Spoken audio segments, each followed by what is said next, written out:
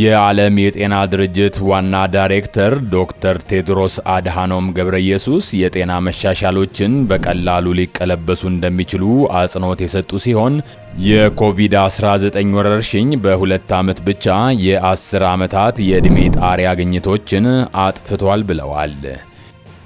ሰላም ውድ የተከበራችሁ አድማጭ ተመልካቾቻችን፣ ይህ ቴዲኤል ኒውስ ነው። አብራችሁን ስለሆናችሁ እናመሰግናለን። ዕለታዊ መረጃዎችን እናቀርባለን። እናንተ ደግሞ ላይኳንም ሼሯንም ኮሜንቷንም ሰብስክራይቧንም በርቱልን። ወደ መረጃችን እናልፋለን። የኮቪድ-19 ወረርሽኝ የዓለምን የዕድሜ ጣሪያ 10 ዓመት ወደ ኋላ እንደመለሰው የዓለም የጤና ድርጅት አስታወቀ። የዓለም የጤና ድርጅት WHO ይፋ እንዳደረገው የ2024 የዓለም የጤና ስታቲስቲክ ሪፖርት የኮቪድ-19 ወረርሽኝ በዓለም አቀፍ ደረጃ በሰዎች የዕድሜ ጣሪያ ላይ ላይፍ ኤክስፔክታንሲ ላይ የተገኘውን የ10 ዓመት ገደማ መሻሻል ወደ ኋላ መመለሱን አሳይቷል። ሪፖርቱ እንዳመለከተው በ2019 እና በ2021 መካከል የዓለም አቀፍ የዕድሜ ጣሪያ በ1.8 ዓመት ቀንሶ ወደ 71.4 ዓመት ዝቅ ብሏል። ይህም የ2012 ደረጃ ላይ የነበረው ነው። በተመሳሳይ ጤናማ የዕድሜ ጣሪያ ሄልዚ ላይፍ ኤክስፔክታንሲ አንድ ሰው በጥሩ ጤንነት ላይ ሆኖ ሊኖር የሚችለው አማካኝ ዓመት ብዛት በ2021 በ1.5 ዓመት ቀንሶ ወደ 61.9 ዓመት ዝቅ ብሏል። ይህም የ2012ን አሃዝ የሚያሳይ ነው። የወረርሽኙ ተጽዕኖ በቀጠናዎች መካከል የተለያየ እንደነበረ ሪፖርቱ ጠቁሟል። የአሜሪካና የደቡብ ምስራቅ እስያ ቀጠናዎች ከፍተኛውን ቅናሽ አስመዝግበዋል። በእነዚህ አካባቢዎች በ2019 እና በ2021 መካከል የዕድሜ ጣሪያ በግምት በ3 ዓመት፣ ጤናማ የዕድሜ ጣሪያ ደግሞ ወደ 2.5 ዓመት ቀንሷል። በአንጻሩ የምዕራብ ፓሲፊክ ቀጠና አነስተኛ ተጽዕኖ የታየበት ሲሆን የዕድሜ ጣሪያ ከ0.1 ዓመት በታች፣ ጤናማ የዕድሜ ጣሪያ ደግሞ ከ0.2 ዓመት በታች ብቻ ቀንሷል። የዓለም የጤና ድርጅት ዋና ዳይሬክተር ዶክተር ቴድሮስ አድሃኖም ገብረኢየሱስ የጤና መሻሻሎችን በቀላሉ ሊቀለበሱ እንደሚችሉ አጽንኦት የሰጡ ሲሆን የኮቪድ-19 ወረርሽኝ በ2 ዓመት ብቻ የ10 ዓመታት የዕድሜ ጣሪያ ግኝቶችን አጥፍቷል ብለዋል።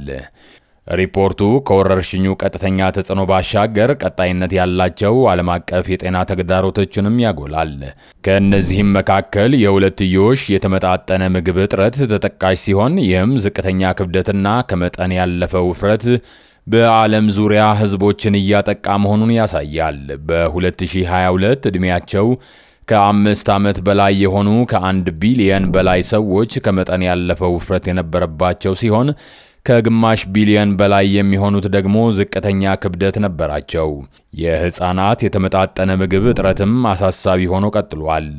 148 ሚሊየን ከ5 ዓመት በታች የሆኑ ሕፃናት በእድገት መቀንጨር፣ ከ45 ሚሊየን በክብደት መቀነስ ወይም መክሳት፣ 37 ሚሊየን ደግሞ ከመጠን ያለፈ ውፍረት ተጠቅሰዋል። ሪፖርቱ በተጨማሪም አካል ጉዳተኞች፣ ስደተኞችና ፍልሰተኞች የሚያጋጥሟቸውን የጤና ኢፍትሐዊነቶች ያጎላ ሲሆን የጤና ስርዓቶች እነዚህን ተግዳሮቶች ለመቅረፍ በአስቸኳይ መላመድና መፍትሄ መስጠት እንዳለባቸው አጽንኦት ይሰጣል። እነዚህ እንቅፋቶች ቢኖሩም ከጤና ጋር የተያያዙ የዘላቂ ልማት ግቦች ሰስቴነብል ዲቨሎፕመንት ጎል ለማሳካት መሻሻሎች ታይተዋል።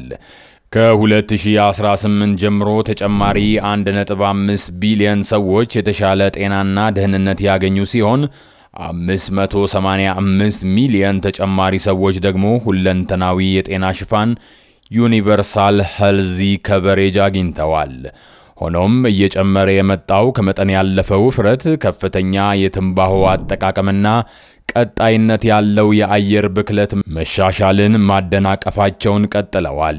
የዓለም የጤና ድርጅት የዳታ ትንተናና አቅርቦት ለተጽዕኖ ረዳት ዋና ዳይሬክተር ዶክተር ሳሚራ አስማ መሻሻሉ ካልተፋጠነ በስተቀር እስከ 2030 ድረስ የትኛውንም የጤና ዘላቂ ልማት ግብ ማሳካት እንደማይቻል አስገንዝበዋል። እነዚህ ግኝቶች ከወረርሽኙ ተጽዕኖዎች ለማገገምና የወደፊት የጤና ግኝቶችን ለመጠበቅ የጤና ስርዓቶችን ለማጠናከር ፍትሃዊ የጤና ክብካቤ ተደራሽነትን ለማበረታታትና የጤና ማህበራዊ ወሳኝ ጉዳዮችን ለመፍታት የታደሰ ዓለም አቀፍ ቁርጠኝነት እንደሚያስፈልግ ያጎላሉ ተብሏል። ይህ ቴዴል ኒውስ ነው። ለሰዓቱ ያዘጋጀነው አጭር ዜና ይህንን ይመስላል። በቀጣይ በሌሎች አዲስና ዕለታዊ ትኩስ መረጃዎች ተመልሰን እስከምንገናኝ ድረስ ቸር ያቆየን። ላይኳንም ሰብስክራይቧንም ሼሯንም በርቱባት። መልካም ጊዜ